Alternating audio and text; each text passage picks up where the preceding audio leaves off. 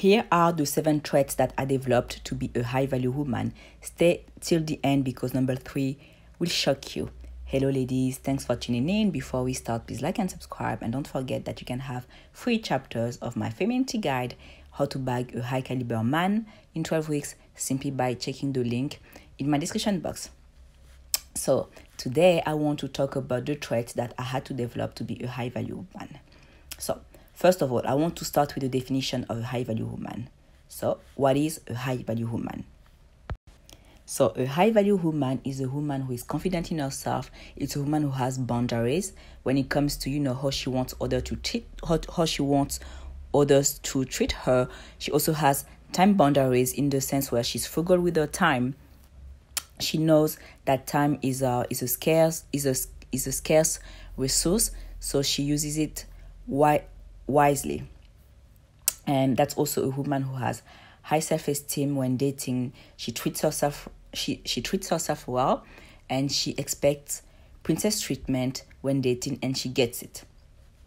That's also a woman who is kind to herself, to others, who's compassionate and all of that. But today I want to dive in a little bit deeper into the 7 traits that make you a high-value woman. And by the way, I forgot to tell you that I'm about to organize a free webinar where I'm gonna teach you how to start getting commitment with high-status men, because I know some of you are pretty, have dates, sometimes gifts, but it's hard for you to be more than the side chick, or have more than a situationship. You want deep commitment and all of that. So yeah, in the free webinar, I'm gonna teach you how you can have that for yourself. So let's go. The first trait that I had to develop, and I'm still working on it actually because it's a further journey, is having an abundant mindset. So what is an abundant mindset? An abundant mindset is your ability to feel like nothing is missing, or with everything you need today in the present moment is here for you. And when you are abundant, when it comes to your mindset, nothing is missing. And that's the same thing in your relationships. You feel abundant, nothing is missing. And you know that what you want will come to you at the right time and at the right place. Someone who has a scarcity mindset will be someone, who's desperate for love, or when she meets a guy that she really likes, she's going to be desperate for his love, and she's gonna think that that's the best guy she can get. But that's not that at all. A woman who has an abundant mindset thinks there are so many wonderful guys. I wonder who I want to commit to. You see, so this is a shift. And also I want you to know that all the work that we are doing here isn't just about the mindset. You also need to take action. So a woman who has an abundant mindset will think, yeah, there are so many men, I wonder who I want to commit to. Will not only think that that's going to be a woman's going to take action as well. That's going to be a woman who schedules activities outside of the house. It's a woman who makes sure that when she leaves the house, she looks amazing. That's a woman who works on her soft skills. That's a woman who works on her feminine energy. That's a woman who educates herself on masculine psychology, so that she understands the other person. You see, it's not just about thinking I'm the prize. There are so many men who want me. Okay, there are specific things that you actually need to do to have the mindset, but also the actions that are aligned. I want you to tell me in the comment section, is it hard for you to think that there are many wonderful men, or for now you still think that, yeah, great men are rare? What do you think? So the next trait that I want to share, and that's a trait that I have noticed among women who are high value, is that they have great interpersonal skills. So what do I mean by that? So interpersonal skills are basically your soft skills. So you see, for example, at work we have the how we are, how we behave among people, but also what we know, what we can do. So those are the hard skills basically. And here I want to focus more on the soft skills. Is basically how you are, how you carry yourself, your charisma, if I can say it like that. So what is charisma? Charisma is your ability to make others feel good when they are around you. It's your ability to make them feel important. So little things that you can do, with the compliments. There are specific ways to compliment people. That's also, you listening to them, not interrupting when they speak. With the nonverbal communication as well. You see, you thought, obviously, because what you think, even though sometimes, like most of the time, we aren't aware of that. We think, oh, our thoughts are just for us and no one will know. But actually, we speak with our body language as well. You see, your eyes say a lot of things. Your body language says a lot of things, and also, your facial expressions, they say a lot.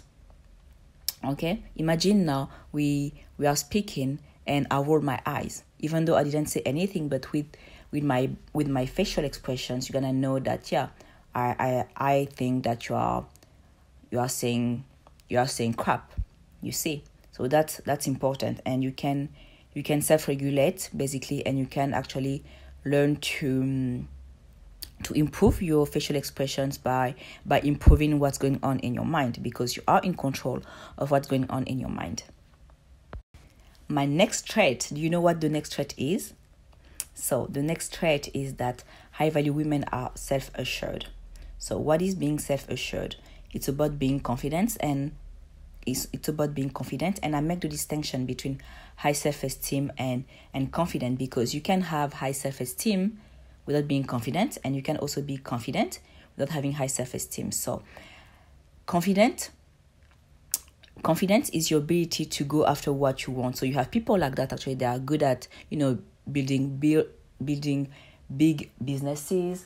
They are good in sports, great in drawing and all of that, but they don't have high self-esteem, in the sense where they think highly of themselves. They have admiration for themselves. You see, those are two different things. That's the reason why you may, you are good at attracting men, because, you are pretty, you know how to look good and all of that, but it doesn't mean that you have high self-esteem, in the sense where you know that it's going nowhere and you are the best woman you can ever get. You see, and that's something we work on when you come to me for coaching. Okay. So yeah, there is a difference, and I want you to check with yourself where you are. Would you say that you are mainly confident, or would you say that you have high self-esteem? So confident, again, is more about your competencies. You see, the actions that you take, and high self-esteem is more about the thoughts that go on your mind. Okay. And yeah, this leads me to my next point, is that high value women don't rely on their job titles for validation. So there is a woman that I knew. She was the mistress, basically, of a high status man. And one day we were talking, and she was telling me, yeah, Eunice, men like that are rare. And when I met him, I thought he would not give me the time of the day. And I would tell myself, she doesn't find herself attractive. Like, she's pretty. And I would tell myself, wait, she never said anything that made me believe that she didn't find herself attractive. Far from it. Like, she exercises, she dresses well, and yeah, her relationship with her body looks fine. But you know what? It wasn't that at all. The reason why she thought that guy would not give her the time of the day, and why she settled for being the side chick, is because she wasn't a director like him. So for her to have a man like that, she had to be a director too. But that's not that at all. Men like that who can afford, to pay for two, don't need you to be as rich as them. If you are as rich as them, that's for you. It's because, you love what you do. You feel in alignment with what you do. You are you work in STEM. So you are in a career that pays well. So yeah, it's normal for you to make good money, and totally okay for you to be ambitious. And I encourage you to be ambitious and to work hard, because I also want to keep it real with you.